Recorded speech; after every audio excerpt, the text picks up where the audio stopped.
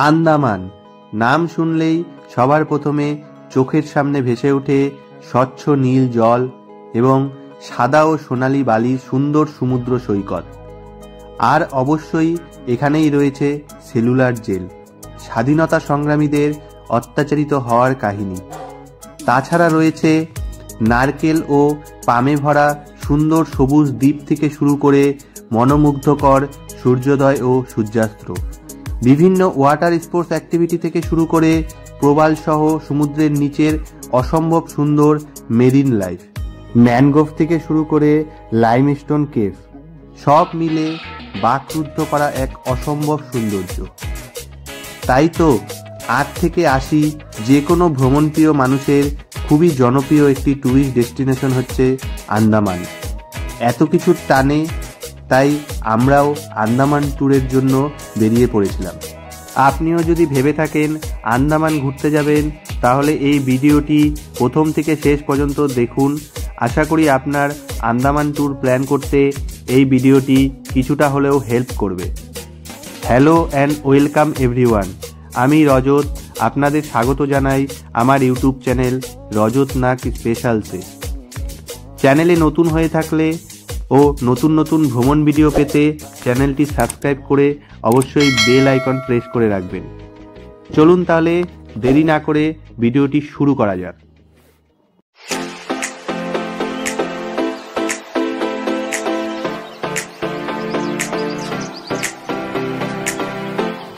আন্দামান ভ্রমণকে আমি দুটি পর্বে ভাগ করেছি।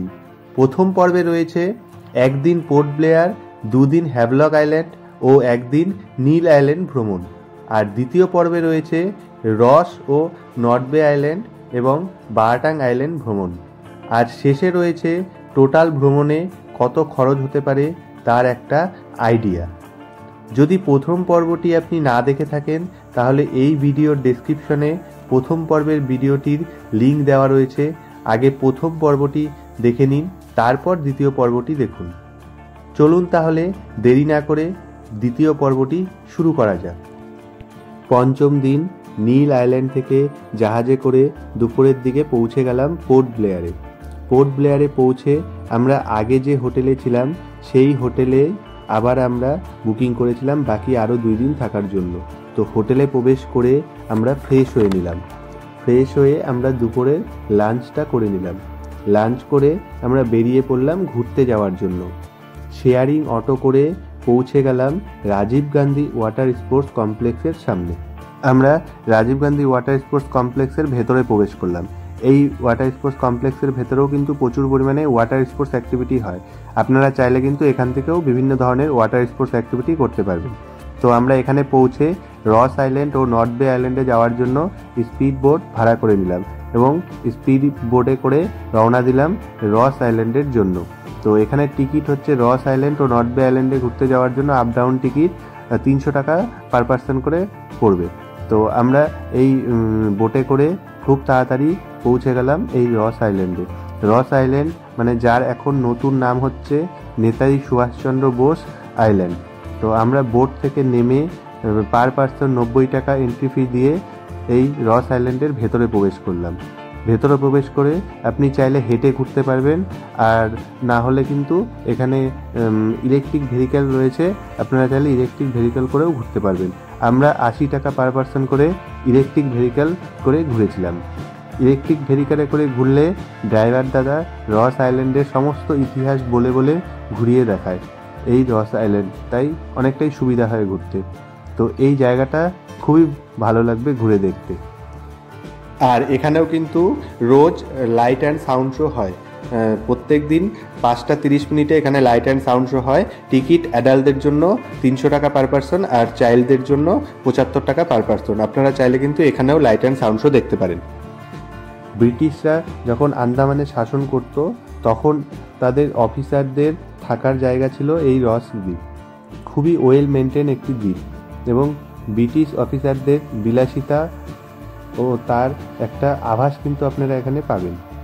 এখানে চারিদিকে আমরা খুবই সুন্দরভাবে ঘুরে দেখলাম। চারিদিকটা প্রচুর পরিমাণে এখানে হরিণ রয়েছে, ময়ূর রয়েছে, সেগুলো আমরা ঘুরে বেড়াতে দেখলাম। তো এগুলো খুব ভালো করে আমরা দেখে খুব ভালো করে এখানে অনেকটা সময় আমরা ঘুরে কাটালাম। বেশ কিছুক্ষণ সময় আমরা এখানে কাটানোর পর আবার আমরা এখান থেকে বেরিয়ে বোটে করে রওনা দিলাম নর্থ বে আইল্যান্ডের উদ্দেশ্যে এবং কিছুক্ষণের মধ্যেই পৌঁছে গেলাম নর্থ বে আইল্যান্ডে। এই নর্থ বে আইল্যান্ড একটা কারণে খুবই বিখ্যাত, তা হলো পুরনো যে 20 টাকার নোট রয়েছে তার পিছনে যে ছবি রয়েছে সেটা হলো এই নর্থ বে আইল্যান্ডের ছবি। তাছাড়াও এই নর্থ বে আইল্যান্ডে খুব ভালো স্কুবা ডাইভিং হয়, তাই আপনারা চাইলে এখান থেকেও স্কুবা ডাইভিং করতে পারেন। আমরা এই নর্থ বে আইল্যান্ডটা খুব ভালো করে ঘুরে দেখলাম। এই নর্থ বে আইল্যান্ড ও রস আইল্যান্ড ট্যুরের সময় এর সাথে কিন্তু আপনারা ভাইপার আইল্যান্ডের ট্যুরটাও করতে পারেন একই সাথে। তো আমাদের সময় ভাইপার আইল্যান্ড যেহেতু বন্ধ ছিল তাই আমরা ভাইপার আইল্যান্ডের ট্যুরটা করতে পারিনি, আমরা রস আইল্যান্ড ও নর্থ বে আইল্যান্ডের ট্যুরটা করেছি। তো এই আইল্যান্ডটা আমরা খুব ভালো করে ঘুরে এখান থেকে আবার বোটে করে পৌঁছে গেলাম রাজীব গান্ধী স্পোর্টস কমপ্লেক্স থেকে বাইরে বেরিয়ে আমরা পরের দিন যে বারাটাং আইল্যান্ড ঘুরতে যাব তার জন্য একটি ট্রাভেল এজেন্সি থেকে একটি বারাটাং আইল্যান্ডের ডে ট্রিপ বুক করে নিলাম এবং এই ট্রিপটা বুকিং করে আমরা হোটেলে পৌঁছে গেলাম। আপনারা চাইলে এরপরে পোর্ট ব্লেয়ার মার্কেটও ঘুরে দেখতে পারেন নিজেদের ইচ্ছে মতো। তো কিন্তু আমরা হোটেলে পৌঁছে রেস্ট নিয়ে নিলাম। রেস্ট নিয়ে আমরা রাতের ডিনার কমপ্লিট করলাম আর এভাবেই আমাদের পঞ্চম দিনটা শেষ হলো। পরের দিন খুব ভোর ঘুম থেকে উঠে আমরা রওনা দিলাম বারাটাং আইল্যান্ডের উদ্দেশ্যে। প্রায় 45 থেকে 50 কিলোমিটার পার করে আমরা পৌঁছে গেলাম জিরকাটাং চেকপোস্টে। জিরকাটাং চেকপোস্ট থেকে জারোয়া রিজার্ভ ফরেস্টের ভেতর দিয়ে কনভয় করে আমরা পৌঁছে গেলাম বারাটাঙে। বারাটাঙে পৌঁছে বড় জাহাজে করে পৌঁছে গেলাম যেখান থেকে লাইমস্টোন কেভ যাওয়ার জন্য স্পিড বোট ছাড়ে সেখানে। দুধারে ম্যানগ্রোভ দেখতে দেখতে স্পিড বোটে করে রওনা দিলাম লাইমস্টোন কেভ দেখার উদ্দেশ্যে। এবার কিছু কথা বলে রাখি, বারাটাঙের এই ডে ট্রিপটা আমরা করেছিলাম শেয়ারিং বাসে, তবে এই শেয়ারিং বাসের অপশনটা কিন্তু সব সময় পাওয়া যায় না, তাই আপনারা যে হোটেলে থাকবেন একটু শুনে নেবেন যে কোনো ট্রাভেল এজেন্সি শেয়ারিংয়ে নিয়ে যাবে কি না। শেয়ারিংয়ে হলে আপনার পার হেড টোটাল সব কিছু নিয়ে উইথ ব্রেকফাস্ট লাঞ্চ সব কিছু নিয়ে 1800 থেকে 3000 টাকার মধ্যে খরচ হবে। বিভিন্ন ট্রাভেল এজেন্সি অনুযায়ী রেটটা বিভিন্ন রকমের হয়। আর যদি কারে করে যেতে চান তাহলে 4000 থেকে 5000 টাকা শুধুমাত্র বারাটাং যাওয়া আসার জন্যই লাগবে, আর স্পিড বোটে করে যেতে আপ ডাউন পার হেড 900 থেকে 1000 টাকা লাগবে এবং মাড ভলকানো যাওয়ার জন্য আলাদা করে 1000 টাকা গাড়ি ভাড়া লাগবে। যদি শেয়ারিং গাড়ি পেয়ে যান তাহলে কম পড়বে কিছুটা। আমি কিছু ফোন নাম্বার ভিডিওর ডেসক্রিপশনে দিয়ে দিলাম, আপনারা চাইলে কিন্তু বারাটাং ডে ট্রিপ প্যাকেজটা ফোন করে বুকিং করে নিতে পারেন, অথবা নিজেদের পছন্দ মতো যে কোনো ট্রাভেল এজেন্সি থেকেই কিন্তু আপনারা ওখানে গিয়ে বুকিং করে নিতে পারেন। খুব সুন্দর চারিদিকে ম্যানগ্রোভ দেখতে দেখতে আমরা পৌঁছে গেলাম আর স্পিড বোট আমাদের নামিয়ে দিল একটি কাঠের তৈরি ঘাটে। স্পিড বোট থেকে নেমে প্রায় 1.5 কিলোমিটার পায়ে হেঁটে আমরা পৌঁছে গেলাম লাইমস্টোন কেভে। বারাটাং আইল্যান্ডের অন্যতম আকর্ষণ হলো এই লাইমস্টোন কেভ। চুনাপাথর ও জলের বিক্রিয়ায় মানে ক্যালসিয়াম কার্বনেট দিয়ে তৈরি এই কেভে আমরা দেখতে পেলাম বিভিন্ন আকৃতির পাথর, যেমন আমাদের শরীরের ব্যাকবোন, জেলিফিশ, কুমিরের মুখ, মানুষের ব্রেন, মাশরুম, এরকম আরও অনেক কিছু। লাইট ধরে ধরে গাইড আমাদের সব কিছু দেখিয়ে দিল। খুব ভালো করে এই কেভ আমরা ঘুরে দেখলাম, সত্যি দারুণ লাগলো ঘুরে দেখতে। এই লাইমস্টোন কেভ দেখে আমরা এখান থেকে বারাটাং জেটিতে পৌঁছে কারে করে নেক্সট পৌঁছে গেলাম মাড ভলকানোর সামনে। তারপর আমরা পায়ে হেঁটে পৌঁছে গেলাম মাড ভলকানোর একদম নির্দিষ্ট জায়গায়। এই সমস্ত ভৌগোলিক আশ্চর্য দেখতে সত্যিই খুবই ভালো লাগে। আমরা ইন্ডিয়ার একমাত্র মাড ভলকানো খুব ভালো করে ঘুরে দেখলাম। মাড ভলকানো ঘুরে আমরা আবার বারাটাং জেটিতে পৌঁছে আমরা দুপুরের লাঞ্চটা করে নিলাম। লাঞ্চ কমপ্লিট করে আমরা বারাটাং থেকে রওনা দিলাম পোর্ট ব্লেয়ারের উদ্দেশ্যে এবং সন্ধে সন্ধে পৌঁছে গেলাম পোর্ট ব্লেয়ারের হোটেলে। কিছুক্ষণ হোটেলে রেস্ট নিয়ে রাতের ডিনার কমপ্লিট করলাম এবং ষষ্ঠ দিনটা আমাদের এভাবেই শেষ হলো। আমাদের আন্দামান ট্যুরটি যেহেতু 6 নাইট 7 ডেজের ছিল, তাই আমাদের ট্যুরটি এখানেই শেষ হচ্ছে। আপনাদের আরেক দিন সময় থাকলে আপনারা মুন্ডা পাহাড় বিচ, চিড়িয়া টাপু, জলি বয় আইল্যান্ড এই জায়গাগুলি ঘুরে দেখতে পারেন। তাহলে আপনাকে 7 নাইট 8 ডেজের ট্যুর প্ল্যান করলেই হয়ে যাবে। আন্দামান ছেড়ে যেতে ইচ্ছে না করলেও আমাদের যেহেতু 6 নাইট 7 ডেজের ট্যুর প্ল্যান ছিল, তাই আমরা পরের দিন সকালে উঠে ব্যাগপত্র গুছিয়ে নিলাম এবং ব্রেকফাস্ট করে বেরিয়ে পড়লাম এয়ারপোর্টের উদ্দেশ্যে। সকাল 11টা নাগাদ আমাদের ফ্লাইট ছিল। বীর সাভারকার ইন্টারন্যাশনাল এয়ারপোর্ট থেকে ফ্লাইটে উঠে আমরা কলকাতার উদ্দেশ্যে রওনা দিলাম। এবার কিছু কথা বলি।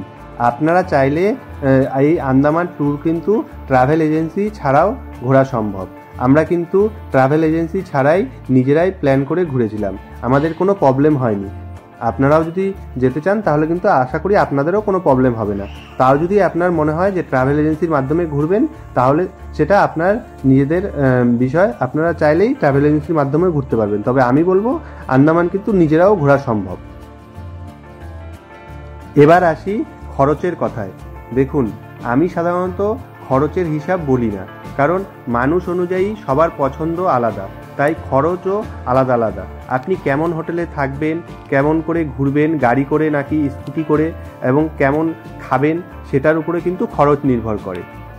কিন্তু অনেকেই জিজ্ঞেস করে যে তাই এবার একটা খরচের আইডিয়া দিলাম। এই যে স্ক্রিনে দেখতে পাচ্ছেন, এই স্ক্রিনে আমি দিয়ে দিলাম, আপনারা দেখে নিন। এটা একটা খরচের আইডিয়া। খরচ কম বেশি হতেই পারে আপনাদের পছন্দ অনুযায়ী। আপনি যদি আন্দামান ট্যুর প্ল্যানের প্রথম পর্বের ভিডিওটি না দেখে থাকেন, তাহলে কিন্তু অবশ্যই প্রথমে পর্ব 1 ভিডিওটি দেখুন, তারপরে এই পর্ব 2 এর ভিডিওটি দেখুন। আমি ভিডিওর ডেসক্রিপশনে লিঙ্ক দিয়ে দিলাম, সেখান থেকে আপনি আগে প্রথম পর্বের ভিডিওটি দেখুন, তারপরে এই ভিডিওটি দেখুন। আমার এই ভিডিও দেখে আন্দামান ট্যুর প্ল্যান করতে যদি আপনার কোনো হেল্প হয়ে থাকে, তাহলে অবশ্যই কমেন্ট করে জানাবেন। আর কিছু জানার থাকলে অবশ্যই কমেন্টে প্রশ্ন করবেন, আমি যতটা সম্ভব চেষ্টা করব উত্তর দেওয়ার। আন্দামান ট্যুরের প্রত্যেকটি জায়গার আলাদা আলাদা ভিডিও রয়েছে।